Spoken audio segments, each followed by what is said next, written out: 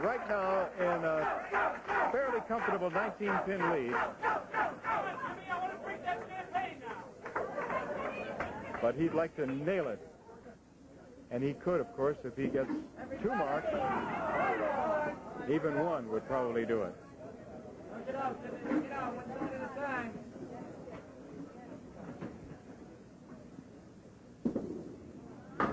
No. Okay, Brian, he'll probably just go for those 2 pins on the left now and try to make himself an 8 box out of this.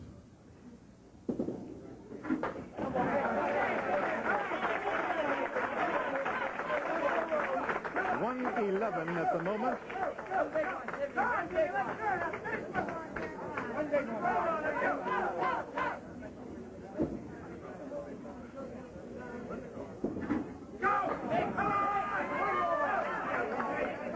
One and 7.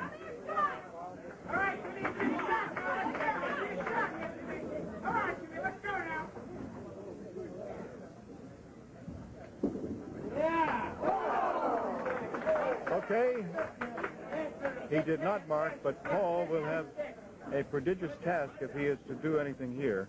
9. Okay, 120. So in order to tie, Paul would need 36 pins. Okay, that's the way to do it. He had to have a strike in here, it would figure. All right, there it is, left side, right in the kisser. You know, at one point, Tim Lipke up by only 5. The next box, he was up by 20, so you never know. He can still make a spare out of this.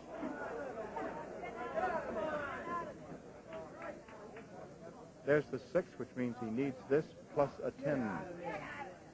Right?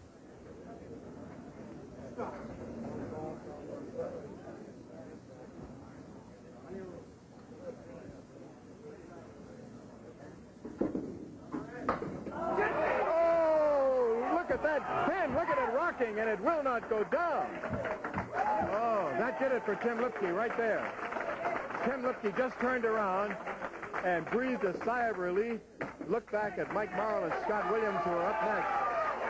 Paul Berger congratulates Tim Lipke, who has just moved past the quarterfinals, is now guaranteed at least $2,500, and he will be meeting the winner of the next quarterfinal mark. That will be Scott Williams against Mike Morrow. We'll get to that right after I give you the final score of this one, which was Tim Lipke 120, Paul Berger 113. Here's our second quarterfinal match, who finished 3rd in our season just passed. Scott Williams with a league average of 124.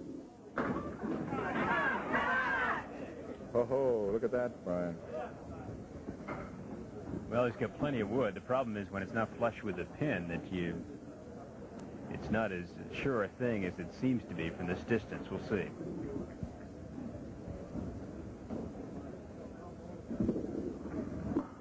He got it. Scotty is a very deliberate bowler and also one of the real super Candlepin bowlers because he's in that rare atmosphere of high singles over 200. He has a 215 for his high single. I'd think that was pretty good for 2 strings myself if I ever did that. I think so. His high 3, 458. League average 124. Scotty is single, works as a cost accountant supervisor, and he's representing Metro Bowl. Scott has been one of the most snake-bitten of some of our bowlers. He has lost by 1 pin after bowling some superb matches.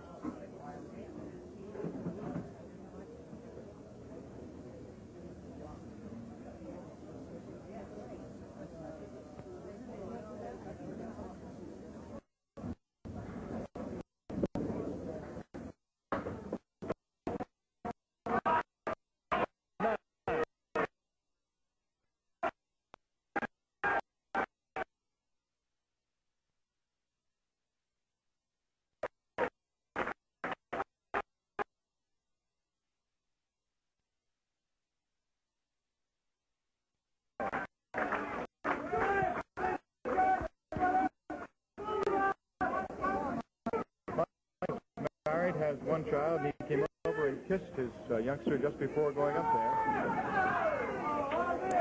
He qualified with a 457, has a high single the same as Scott, a high average of 124, the same as Scott Williams. His high single is 195. He also has a 194. And his high triple was the 457, which he rolled here. He works as a computer operator for Raytheon, representing the Hanson Bowl and Kelly Bowl.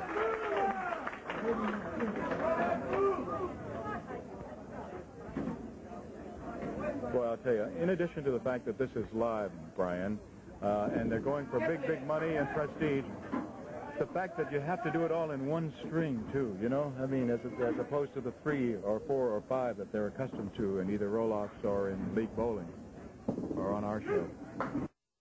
One advantage to the format is for the bowlers that do have to start in the quarterfinals, they really have an opportunity to get it rolling a little bit because they are accustomed to bowling 5 and 10 strings at a time. Might not be such a great advantage to have a bye and have to sit there and watch all this time. The only advantage to that is that Jim Barber sits there knowing that he's guaranteed at least $5,000. That's the nice part of it. Good point. Okay, Scott Williams. Now, Scott has a lot of wood over here, and we'll see what he can do with it. He's got, sitting over on the left-hand side, the 4 and the 7.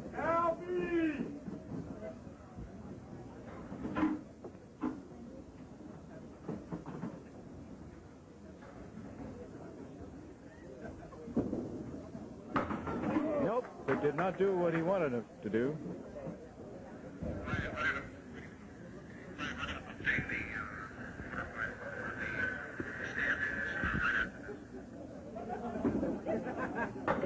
A 10.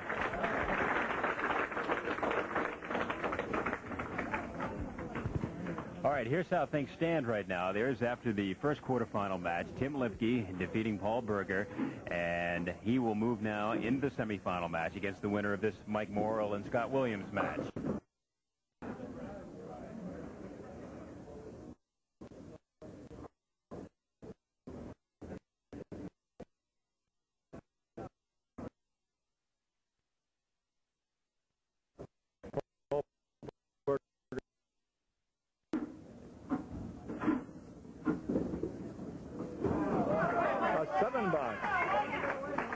He's already dropped 10 pins behind in 3 frames.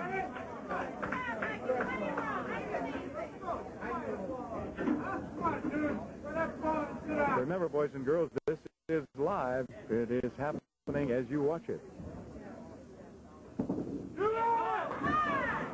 All right. The 10-pin drop, which may make this a little easier.